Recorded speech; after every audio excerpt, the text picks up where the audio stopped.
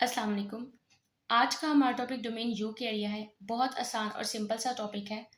सबसे पहले हम देखते हैं इसके characteristics. Number one is cell structure. Eukarya का सेल यूकैरियोटिक होता है, मतलब उसके पास ट्रू न्यूक्लियस, विजिबल न्यूक्लियस होता है। ठीक है, उस न्यूक्लियस के अंदर डीएनए होता है। देखें, ये यूकैरियोटिक सेल है। ठीक है, ये इसका न्यूक्लियस है जो कि विजिबल है, जबकि हमने पढ़ा था प्रोकैरियोट्स का पास न्यूक्लियस नहीं होता। ठीक है, नेक्स्ट इज उसके पास मेम्ब्रेन बाउंड ऑर्गेनेलिस होती है, जैसे कि माइटोकॉन्ड्रिया, जो कि पावर हाउस ऑफ सेल, जो कि एनर्जी प्रोड्यूस करता है। ठीक है, this one is mitochondria. Chloroplast, जो कि प्लांट और एल्गी में होता है। गोल्जी अपरेटस, जिसको हम गोल्जी बॉडी भी कहते हैं। एंडोप्लाज्मिक रेटिकुलम, लाइजोसोम्स एक्सेट्रा, ये सारे मेम्ब्रेन बाउंड ऑर्गेनेलिस हैं। जैसे कि आप देख सकते हैं माइटोकॉन्ड्रिया, जो कि डबल मेम्ब्रेन बाउंड ऑर्गेनेली है, मतलब इसके पास दो मेम्ब्रेन है, एक आउटर मेम्ब्रेन और एक इनर मेम्ब्रेन। ठीक है, यूकैरियोटिक सेल के पास साइटोस्केलेटन होता है, जो कि उनको शेप देता है। ठीक है, उस सेल को शेप देता है और उसको मूवमेंट कराने में मदद देता है। ठीक है, साइटोस्केलेटन कम्प्लेक्स नेटवर्क है माइक्रोट्यूब्यूल्स का।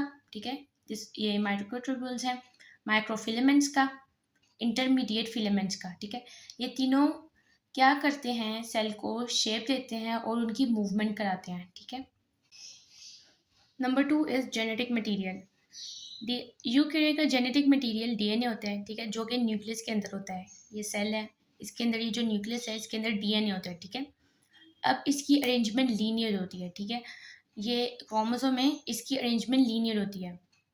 DNA is associated with histone proteins.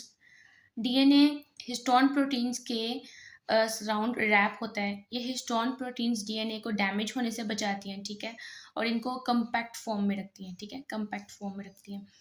अब ये देखें, डीएनए डबल हेलिक्स के फॉर्म में होता है। ठीक है, जो कि एक इसकी लीनियर अरेंजमेंट होती है, जैसे कि एक लंबा सा धागा, सीधा सा धागा रख लो। ठीक है, अब उसको आपने छोटे से बॉक्स में रखना है, तो वो जो लंबा सा धागा है वो सीधा तो नहीं रह सकता, मतलब इस तरह रैप होके आप उसको डाल सकते हो ना अंदर, जो सीधा सा धागा है। इस तरह ही ये जो डीएनए है न्यूक्लियस के अंदर कम्पैक्ट फॉर्म में होता है। ठीक है, लेकिन इसकी जो अरेंजमेंट है लीनियर होती है।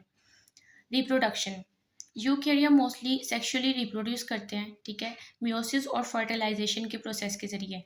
मियोसिस क्या है, जिसमें जो स्पर्म है और ये एग सेल है, जो कि आपस में फ्यूज़ होते हैं और फिर आपस में बाद में फर्टिलाइज होते हैं, फर्टिलाइजेशन होती है, जिसकी वजह से जाइगोट बनता है। जाइगोट के आगे बाद एम्ब्रियो बनता है, फिर आगे से फर्दर प्रोसेसिंग होती है। ठीक है,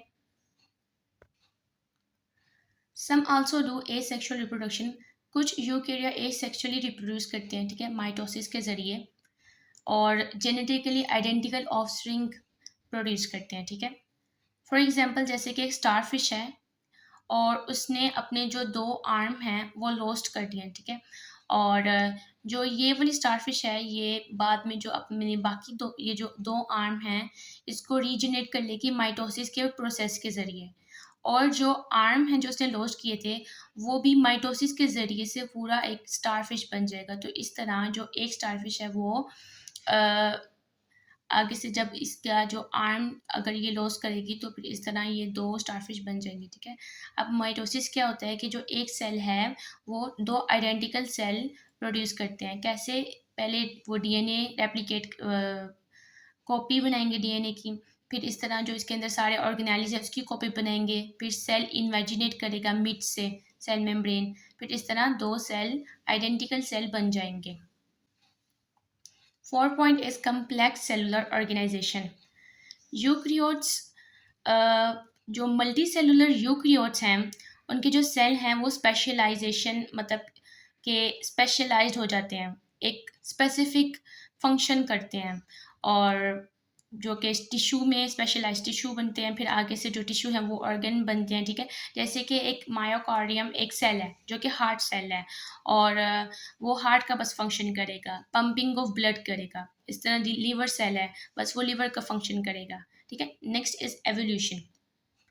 यूकैरिया एंड मोस्टली जो हैं एंडोसिम्बायोसिस के ज़रिए से बने हैं। अब एंडोसिम्बायोसिस होती क्या है? एंडोसिम्बायोसिस वो जिसमें जो एक बड़ा सा जो सेल है, ठीक है। वो एक स्मॉल सेल को, ये स्मॉल सेल है, अब वो इस सेल को इनगल्फ करेगा, ठीक है। ये स्मॉल सेल है और ये बिग सेल है।